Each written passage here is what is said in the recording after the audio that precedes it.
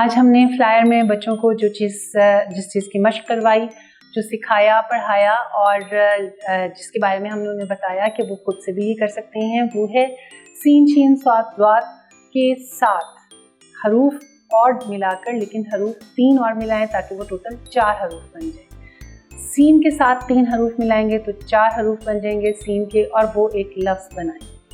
कोई सा भी हरूफ तहजी में से अलिफ से लेकर ये तक में से कोई सा भी ऐसे हरूफ उनके साथ मिलाएं कि वो एक बामानी लफ्ज़ बने, जैसे सीन अलिफ नून पे सांप, या सीन अलिफ सा दाल है सादा। इसी तरह शीन है शीन ये रे शेर, या शीन अलिफ है छोटी ये शाही। 3 हरूफ से 4 हरूफ से हमने अल्फाज बनाना जब बच्चे को सिखाते हैं तो उसको वाज़ेह हो जाता है कि ये एक बामानी लफ्ज़ है।